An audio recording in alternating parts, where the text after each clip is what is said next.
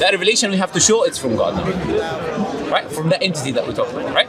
So why do Muslims say that the Quran is from God? Many reasons. I'll give you an example, right?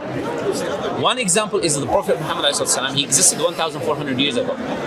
At that time, they had certain knowledge, certain information, right? They had certain view of the world. They didn't have technology. There was no cars. There was no telescopes. I want you to put yourself in that position. And Prophet Muhammad could not read or write as well, right? So put yourself in that position. Deserts of Arabia, couldn't read or write, no technology, nothing, right?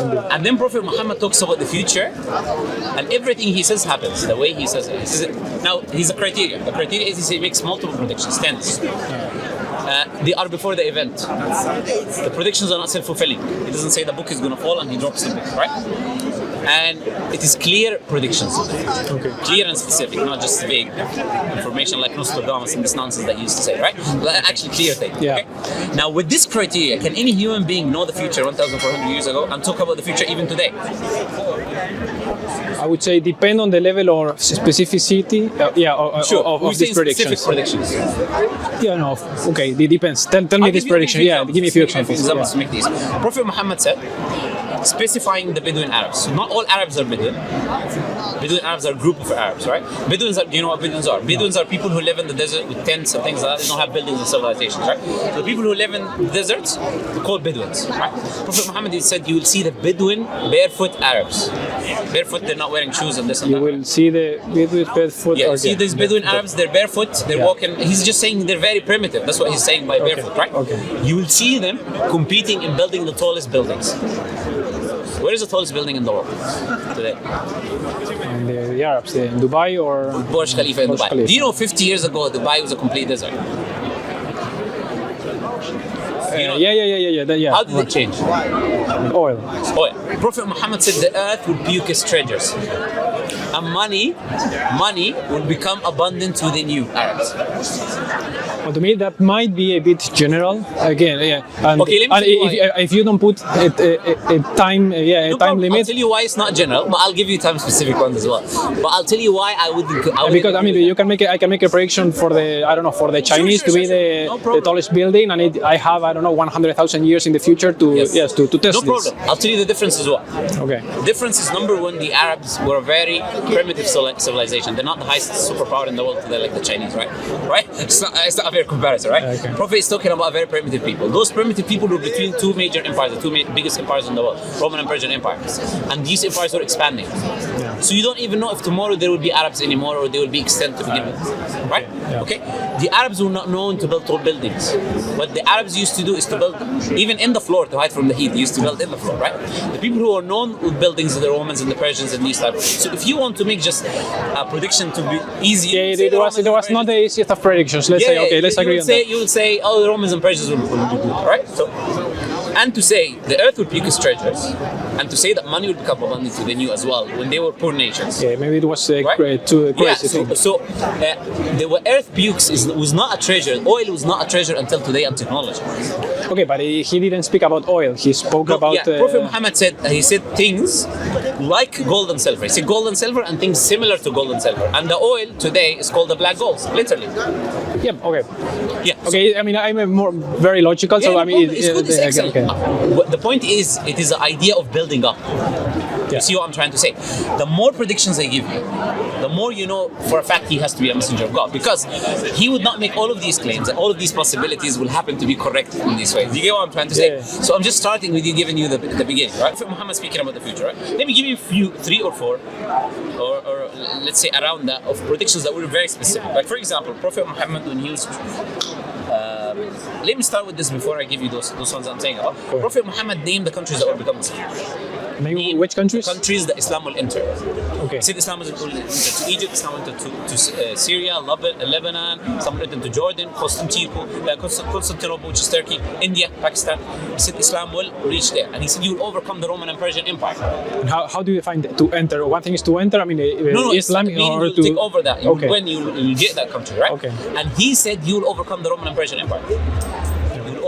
And this is what happened in history. Now, when he was saying that, the Roman Empire was at its biggest. Yeah, the Eastern Roman Empire, and the Sasanian and the Byzantine at that time, right? And we overcame them, both of them, right? And the point is, Prophet Muhammad, when he was saying that, That day he said that he was in a battle. He was outnumbered 3-1. They were building a trench because they were coming to attack him 3-1. The Jews, he had a treaty. They were behind him in the city. They betrayed him, and he didn't know if they're going to kill the people in the city. And let him tells it by the people coming to kill them 3-1. And he, when they were building a trench, they came across a huge, massive rock. So they couldn't crash it, couldn't destroy it. So they brought the Prophet ﷺ. So he came, and when he was hitting, he hit the first one, and he said, "I see Persia. I see its palaces. Islam will." He's saying, right? Now, in that situation, when you don't even know you're going to live tomorrow. Now today, look at the map, east and west. Islam exactly spreading in these areas, right? Also, Prophet Muhammad, when he was leaving Mecca and going to Medina because they were trying to kill him, the Meccan Arabs, they sent a bounty hunter. Bounty hunter was called Suraqah ibn Malik. Bounty hunter. They said they'll give you 100 camels, like millions now, right? If you bring us Prophet Muhammad, right? He went after the Prophet. Point is, he came close to the Prophet. His horse kept sinking in the sand and he fell. So he realized there was something supernatural about him. So he said, "I give you peace," right? Then Prophet Muhammad said to him, this is the point I'm trying to make, right? Then Prophet Muhammad said to him, "Would you leave us and you will hold the bracelets of the Persian king in your hand?" You know, the Persian king was the most powerful man on earth at the time. A man who is fleeing, traveling from Mecca to Medina, he doesn't know if he's going to live or not. The person coming to kill him. He's promising He's promising him the bracelets of the most powerful man. Now, how many things can go wrong with that protection? He could die. He became a Muslim. He could die in battles. He could get a disease and die. The Muslims could not take over the Persian, which is the biggest hurdle in this story, which is to take over the Persian Empire and to take over the bracelets to begin with, right? So this, how many people were present in that particular scene? Yeah, so we have something now. When you talk about history now, coming to history, this is what you're trying to talk about, right? We have the highest level of authentication when it comes to historical accounts. Why? Because Muslims, you know, Western history, this is how it works. You find something, let's say you find the letter in a specific period, and you generally know that there was a king in that period called something. You find that letter, it has a signature of the same name of the king. It agrees, the information agrees roughly with the political situation. They accept that to be history, right? Muslims, I mean, I'm not a historic, but that's how Western history works, right? Okay. This is how Western history works. How does Muslim history work? We have all of that, but we have a person who was there, seeing the letter being written down. We have his name, have his biography, have every information you need to know about him. Now, that person transmitted information to another person, all the way back to today. We have every single person in the chain. We know they met each other. We know the information about them. This is our type of history. So if someone were to reject this history, which is Islamic history, he literally has to reject every other type of history in the West, because no history even paramounts to the Islamic method of authentication. And for this specific event that you mentioned, were there witnesses? Yeah, Umar ibn Khattab, Abu Bakr as-Siddiq, and the person himself, Suraqah ibn Malik, right? There's multiple witnesses, right? This narration comes from different people, right? And this happened at the time of Umar ibn Khattab, who was the third caliph of Islam. Who is the third caliph of Islam? Second caliph of Islam. So Prophet Muhammad died. First person who took the leadership is called the caliph. Okay. It's Abu Bakr, then Umar. At the time of Umar, when they took over Persian Empire, right? He gave the bracelets in his hand because this was well known in the community.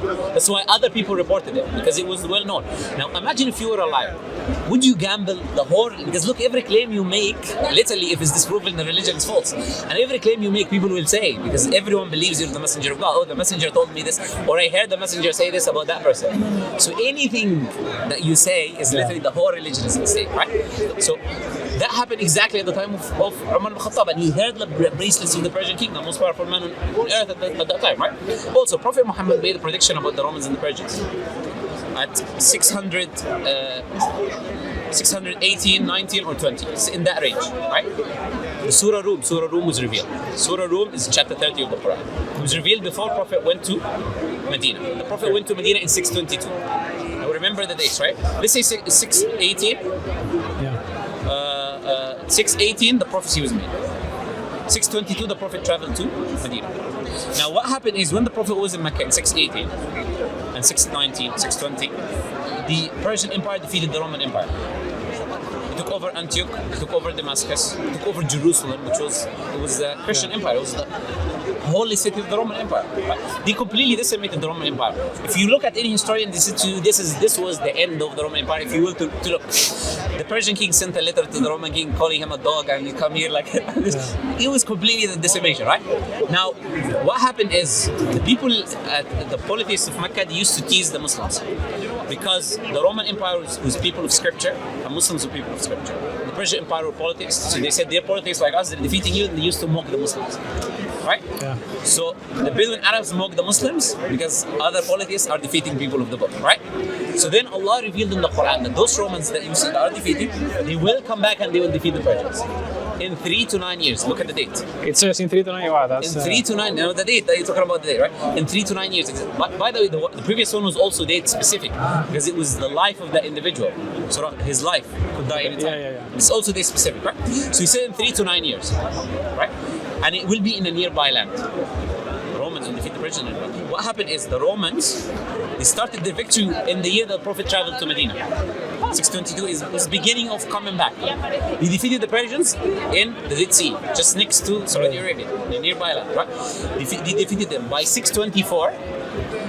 They went into the heart of the Persian Empire. They defeated the Persians. They went to the heart of the Persian Empire and they destroyed the Holy Temple. Right? And then, so 624 here is 7 years. From the time of the prophecy, let's say, is when the Romans defeated the Persians. And then, you can even say 9 years, going all the way back to 627, when, or 626 and 627, when the Persians were now fighting back, trying to, again, even though they were defeated, but they were still trying one last chance, and then they were defeated again. Right? So now, would he possibly know this information? No. And this is, look, there was the two biggest empires of the time. It's crazy to think that. Yeah, absolutely. And Prophet Muhammad said, for example, I'll give you the last one, right? Prophet Muhammad said, and there are many more, right? There's many more, right? Prophet Muhammad said... No, let me ask you, before you go to this one, because I don't want to keep you for forever. No, it's okay. It's okay. Okay. Is there any other predictions besides, let's say, the Judgment Day that still hasn't occurred? Yes, there are. Like a big prediction, let's say, that is there. I'll give you one. Okay. Many. For example, there's Euphrates, the river Euphrates. Prophet Muhammad says the river Euphrates will dry up. And I've heard about this one. That now people are saying that it's starting to dry up. It is starting to dry up. It is starting to dry up. In reality, it is starting to dry up. Yeah. But it doesn't only say it will dry up. It says it will dry up and it will be a mountain of gold under it and people will fight over it. So still didn't happen, right? But it is in the process of happening, right? This is one example of the things that Prophet Muhammad said, right? And why aren't Muslims going crazy trying to find, looking for gold or oil or whatever it is? Because it's not a praiseworthy thing anyways. No? Islamically, it's not praiseworthy to be materialistic and to only care about all the treasures. And the hadith says that they will kill each other for it. So, and this is not something which is good at all, you know? So it's not something which Muslims should be going and doing, right? Still, and the river is big. It's not a small river. Still, you have to wait for it to dry up. And then you will see people looking. I'm sure you will see Muslims looking. There's no doubt, but it has to dry up first, right? This is one example, which is a good question to ask because it shows that it's not just we have the things that benefit us or things that happen and we hide the other things. No, but even things that didn't happen are there, right? It shows that Muslims are very meticulous and many of these predictions did not happen until recently and they will stay in our books. And what is there that still hasn't taken place? Because this one you are telling me, but it's now starting to happen. Is there anything there is a narration of the Prophet. He said that people will be, literally they will communicate with Siba' or in this understanding, it's wild animals. Something like a lion, something like a wolf, we'll be able to communicate with them. That's another prediction that didn't happen, right? I can give you more, but I'm telling you, there are ones that didn't, right? So, which is interesting to know because you can have an insight to the future, you know? Exactly. In a way, right? So, this is not the only evidence, by the way. There are different types of evidence as well. Like the Quran talking about the physical world.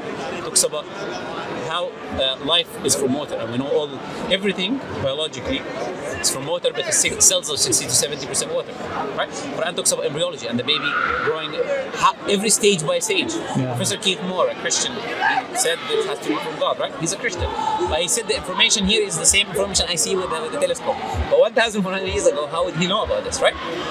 And you have, for example, the Quran talking about ancient history, things that are not there and was not there in the scriptures of the Jews and the Christians. Like for example, the Quran claims that Pharaoh claimed to be God, the Pharaoh at the time of Moses. We know the Pharaoh at the time of Moses was Ramses II. Okay. Sorry, I'm giving you No, I trust you. I mean, I don't know any of this, but overwhelming information. But look, yeah, Ramses II was the pharaoh at the time of Moses, right? According to most historians. And today in Egypt, we discovered in the temple of Abu Simbel, it was buried. We discovered in the temple of Abu Simbel, this is the name of the temple, right? Abu Simbel, yeah? We discovered that Horus and Set, which are two Egyptian gods. yeah. Let them walk by first. Make it like. Maybe they are interested, no? Yeah. So Horus and Set, which are two Egyptian gods, they're given a crown of divinity to Ramses II. Right? And he was crowned to be God, literally. Now the Quran claimed that he claims to be God. The Bible didn't claim that. Yes, take one. Be careful with it, yeah? Thank you.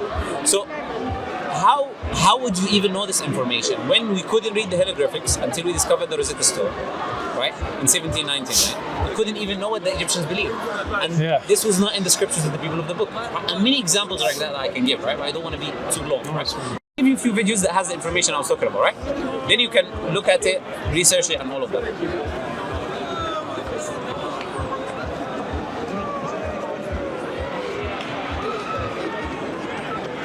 This is a good channel. It's called Many Prophets, One Message. Yeah? It has a good video about the predictions of the future. Right? Let me just subscribe, maybe. I'll try to put it for you. It's not my channel, yeah. So I'm not subscribing for myself. Don't worry. Look, let me just go to the. Okay, Quran Secrets of Babylon. You can watch this one, right? Mind-blowing. So this is this one, mind-blowing prophecies of Prophet Muhammad. It will have references as well, right? And there was something in Egypt, the Quran and ancient Egypt, right? Quran Secrets of Egypt, right? Watch these ones. It will give you references, and then let me give you one thing about evolution, right? Yeah, for sure. Go for it.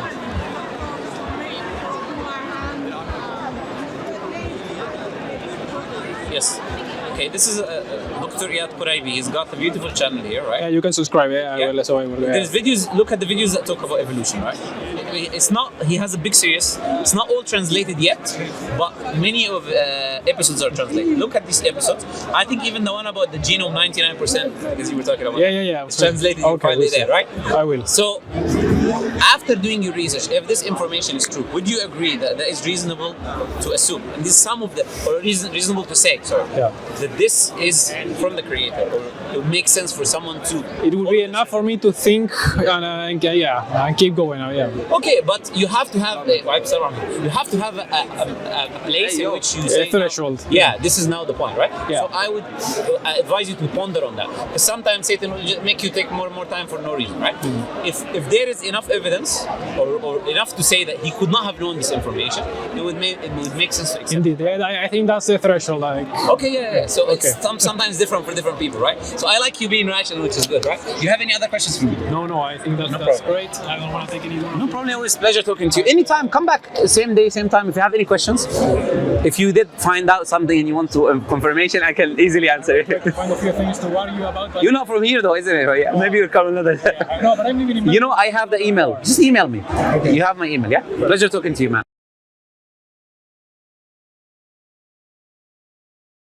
قال يا عشيرتي جميعكم حتى ابنتي لا أغني عنكم فاعبدوا إلهكم ووحدوا. إذا أعجبك الفيديو لا تنسى الإعجاب والتعليق، ولكي يصلك كل جديد اشترك الآن.